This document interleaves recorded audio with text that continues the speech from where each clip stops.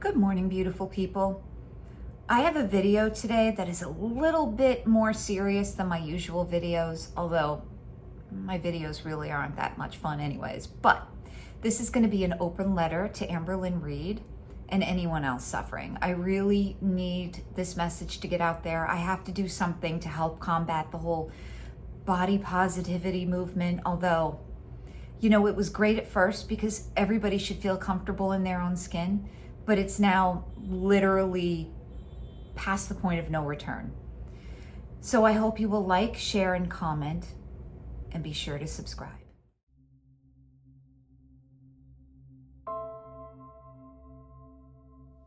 My open letter to Amberlynn Reid and anyone else suffering from morbid obesity. Dear Amberlynn, I am sure that you are fully aware of the passing of Jennifer Gwen Ann Armstrong on September 10th, 2022. Jen had type 2 diabetes and was over 600 pounds when she passed. She was 47 years old. Jen ran the YouTube channel Life by Jen, where she had about 28,000 subscribers and had nearly 4,500 followers on Instagram. Amberlynn, Jen had a story similar to yours. She had to use a scooter in public, had uterine cancer, and was in and out of the hospital for various infections and other ailments. She was even on Ozempic for a while. And like you, Jen was also seemingly desperate for weight loss, as she knew it would save her life.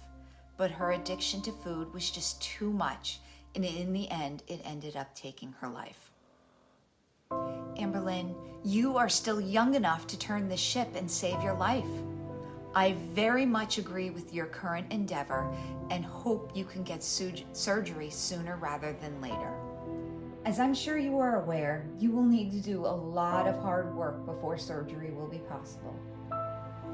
The first big change you need to make is to come to terms with the fact that you will never be able to lose any significant weight simply by intuitive eating, as your mind-stomach connection is broken and cannot be fixed, even with intensive therapy. How can I be sure this connection's broken, never to be fixed? It's because you've been over 300 pounds for more than 10 years now. No one at that weight, myself included, can trust our brains to tell us when we are full or hungry or to eat the correct foods.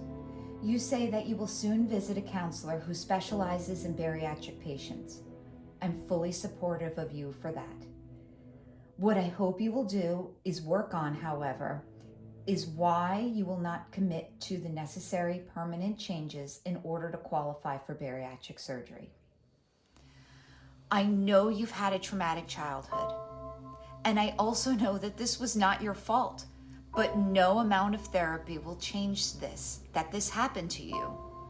You have to acknowledge that the past is in the past and move on with your life. Otherwise, you let those who hurt you continue to hurt you well beyond their reach. I do fully believe you when you say that you have a binge eating disorder. When I was 14 years old, which was back in the late 80s, I entered a 6-week inpatient treatment for my eating disorder, which was classified as bulimia, as BED was not listed in the DSM yet.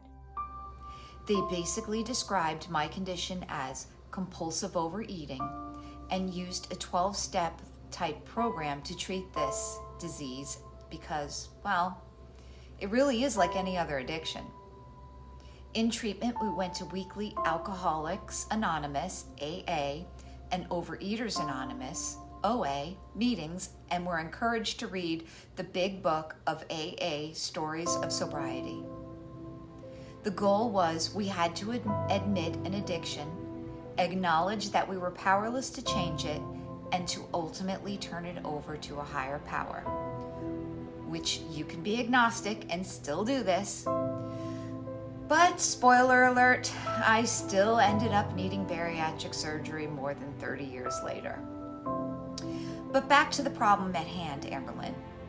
You have a decision to make. You can do the hard stuff now and get your life back on track before 35, or continue the same behavior for the next 10 or so years and end up at the point of no return like Jen.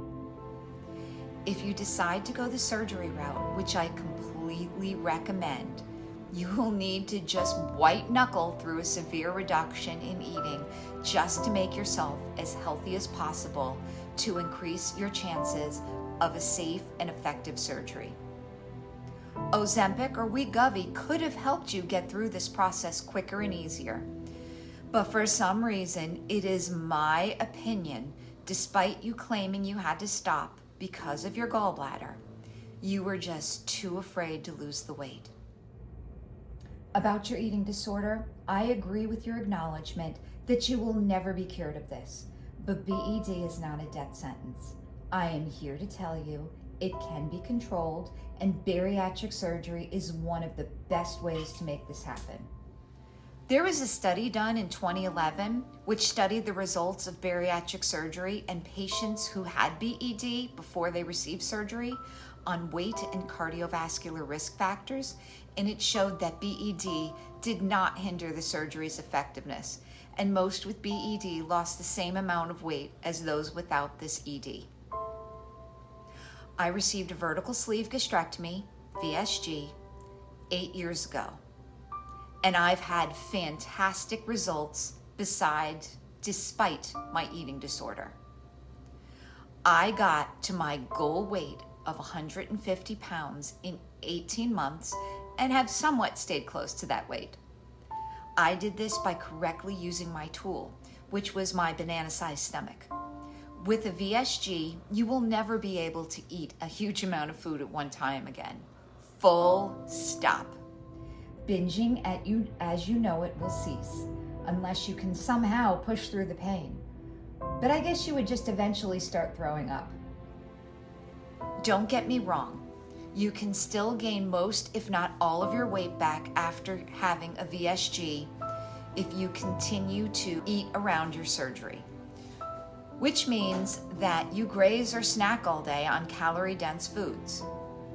I maintain my success by eating what I can at mealtime and not snacking in between. You can do this, Amberlynn. Don't you want to travel and visit family? Heck, don't you want to still be with us calling out the haters in 10 years? One more thing, Amberlynn. I am also here to tell you that once you get your surgery, it will not be all rainbows and unicorns. Your relationship with food will forever be changed. In the beginning, and perhaps even more than 8 years later, food may not bring you pleasure anymore, but may cause enormous amounts of pains.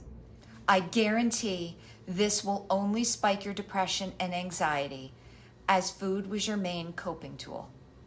I have been there. But in order to save your life, you must work through this with your psych teams. You may need to change up your meds and actually take them until you can learn to cope. Personally, my anxiety and depression spiked off the charts during the pandemic, as I couldn't use food to calm myself. I struggled to leave the house because of this for about 3 years, until I found a great psychiatrist who got my meds to the sweet spot where I'm pretty much able to do everything now. Pretty much. In closing, Amberlynn, I do not write this letter to shame you in any way. You are beautiful now, and you will be beautiful later with loose skin. But this is not about beauty. This is about you being around in 10 years making these silly trolling videos. I would love nothing more than to follow you once you have a normal life and can start really living. Even, marrying your soulmate, even if we only see her hands. Traveling to see your family and your girlfriend's family. Taking that dream vacation you've always talked about. Bottom line, I want you to be here with us, trolling or whatever makes you giggle for a very long time.